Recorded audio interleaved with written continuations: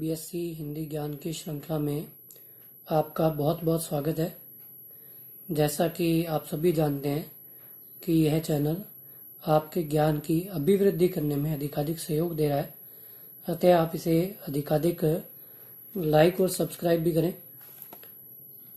देखिए, आज हम कक्षा 10 के अंतर्गत अनिवार्य हिंदी के प्रथम अध्याय सूरदास का व्याख्यात्मक अध्ययन करेंगे और साथ ही साथ मैं आपको इससे संबंधित शब्दों के अर्थ बताने का प्रयास करूंगा।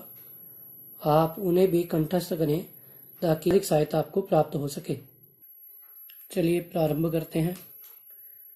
देखिए, बूझत श्याम कौन तू गोरी,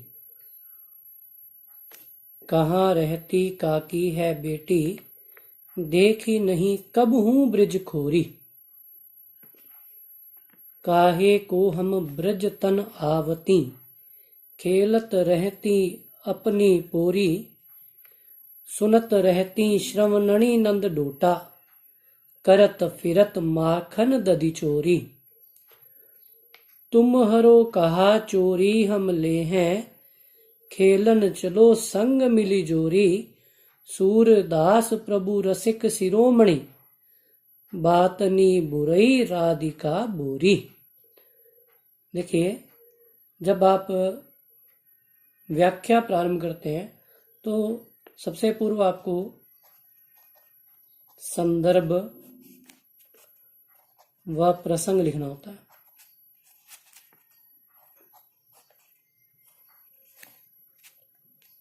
देखिए, संदर्भ का अर्थ होता है कि आपका यह जो काव्यांश है वो कहाँ से लिया गया है। जैसा कि आप बताएंगे कि प्रस्तुत काव्यांश हमारी हिंदी भाषा की पाठ्य पुस्तक क्षितिज में भक्त कवि सूरदास द्वारा रचित पदों से अवतरित है। प्रसंग में आप लिखेंगे, प्रस्तुत काव्यांश के माध्यम से श्री कृष्ण व राधिका की प्रथम भेंट के दौरान होने वाले संवाद का वर्णन किया गया है। देखिए, व्याख्या प्रारंभ करते हैं हम। देखिए, बूझत का अर्थ होता है पूछना।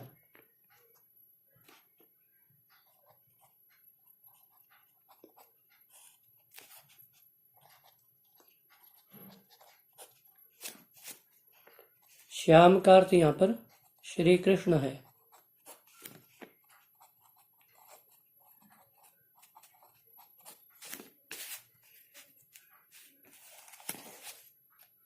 और गौरी का अर्थ देखिए क्या होता है।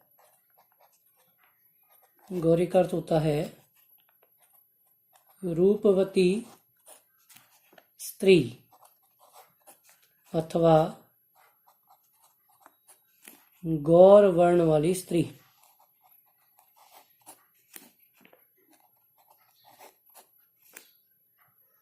तो इसमें श्री कृष्ण राधिका से पूछते हैं, बूझत श्याम, श्री कृष्ण पूछते हैं कौन तू गोरी, कि हे रूपवती, हे गौर वर्ण वाली, तुम कौन हो, कहाँ रहती हो, काकी है बेटी, और किसकी बेटी हो, देखी नहीं कब हूँ ब्रिज खोरी, कि इससे पूर्व या आज से पूर्व मैंने तुम्हें कभी ब्रिज की गलियों में नहीं देखा। खोरी का अर्थ गली।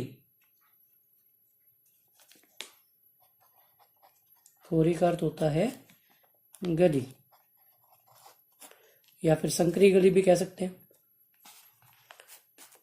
श्री कृष्ण की इन बातों को सुनकर प्रति उत्तर में राधिका कहती हैं, काहे को हम ब्रज तन आवती, कि काहे को यानी किस लिए, हम ब्रज तन, कि हम भला ब्रिज की और ब्रिज प्रदेश की ओर क्यों आए, अर्थात हमारा तो वहां आने का कोई प्रयोजन ही नहीं है, कोई कारण ही नहीं है। खेलत रहती अपनी पूरी, कि हम तो सदा अपनी ही ग्रह की दहलीज पर ही खेलती रहती हैं। अपनी पोरी, पोरी का अर्थ होता है ग्रह दहलीज।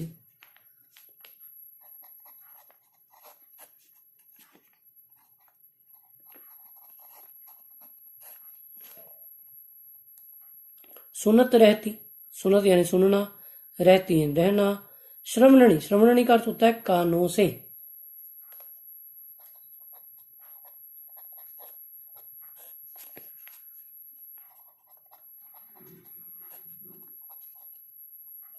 कि सदा ही हम अपने कानों से सुनती रहती। नंद डोटा, नंद यानी नंद बाबा, डोटा यानी उनका पुत्र, नंद का पुत्र अर्थात श्री कृष्ण।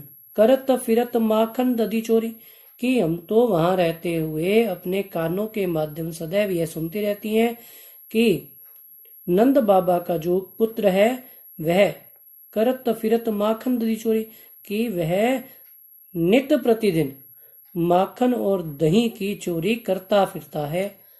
दधी का अर्थ होता है दही।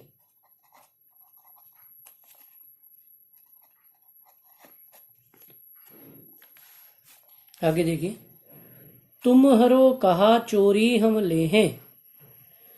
राधिका की इन बातों को सुनकर श्री कृष्ण प्रत्युत्तर में कहते हैं कि हे राधिका, कि हे गोरी, तुम हरो कहा, तुम्हारा क्या, चोरी हम ले, हम क्या चुरा लेंगे। खेलन चलो संग बिली जोरी, कि तुम तो हमारे साथ जोड़ी बनाकर खेलने चलो।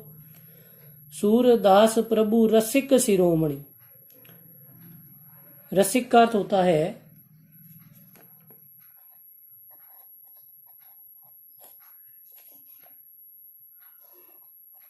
रसपान करने वाला, या फिर एक और अर्थ कहें कि हंसी मजाक करने वाला।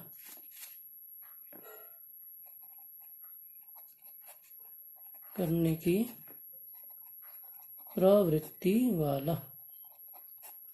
सूरदास प्रभु रसिक शिरोमणि, कवि सूरदास कहते हैं कि उनके जो प्रभु हैं अर्थात श्री कृष्ण, वे तो रसिक हैं, शिरोमणि अर्थात हंसी मजाक करने वालों की प्रवृत्ति में या रसपान करने वालों की प्रवृत्ति में सबसे श्रेष्ठ है, शिरोमणि है।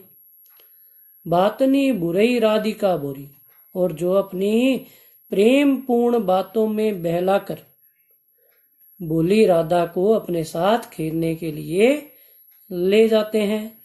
देखिए, अब संदर्भ प्रसंग और व्याख्या के पश्चात आपका एक विशेष बिंदु भी होता है।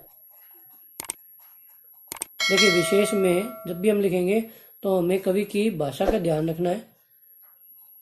जैसे सूरदास की भाषा ब्रज भाषा, तो हम लिख सकते हैं कि प्रस्तुत काव्यांश में ब्रज भाषा का सुंदर चित्रण किया गया है, मनोरम चित्रण किया गया है। इसके अलावा ये देखिए, कहा रहती का की है बेटी देखी नहीं, कब हूं ब्रज खोरी। देखिए, क वर्ण की क्या हो रहा है, आवृत्ति हो रही है। तो जैसे इससे पहले के एक वीडियो मैंने आपको अलंकार वाले में बताया था कि जहां पर एक ही व्यंजन वर्ण की आवृत्ति होती है वहां पर अनुप्रास अलंकार भी होता है। तो आप लिख सकते हैं यहाँ अनुप्रास अलंकार की छटा बिखेरी गई है। देखिए, अगली व्याख्या पढ़ते हैं। मधुकर श्याम हमारे चोर, मन हरि लियो तनक चितवन में, चपल नैन की कोर, पकरे होते हृदय उर अंतर, प्रेम प्रीति के जोर, गए छड़ाए तोरी सब बंधन, दे गए हंसनी अकोर, चौकी परी जागत निसी बीती, दूत मिलियो इक बौर, सूरदास प्रभु सरबस लूटियो, नागर नवल किशोर। देखिए, कि संदर्भ तो वही रहेगा, प्रसंग में आप इसमें कह सकते हैं कि प्रस्तुत काव्यांश के माध्यम से गोपियां उद्धव से यह कहती हैं कि श्री कृष्ण के प्रेम या श्री कृष्ण ने प्रेमवश हमारा सर्वस्व लूट लिया है, इस कारण हमें विरह वेदना भोगनी पड़ रही है। देखिए, व्याख्या देखते हैं इसकी। मधुकर श्याम हमारे चोर, मधुकर का अर्थ है उद्धव, मधुकर उद्धव के लिए या ब्रह्मर के लिए प्रयुक्त होता है। तो यह जो ब्रह्मर के लिए प्रयुक्त हुआ है यह उद्धव की ओर संकेत कर रहा है। मधुकर श्याम हमारे चोर, गोपिया उद्धव से कहती कि उद्धव, श्री कृष्ण हमारे लिए चोर के समान है। मन हरि लियो, मन यानी मन, हरि लियो यानी चुरा लिया, तनक यानी थोड़े से ही, चित्तवनी, चित्तवनी का अर्थ होता है प्रेम पूर्ण दृष्टिपात से। चित्तवनी का अर्थ होता है प्रेम पूर्ण दृष्टिपात।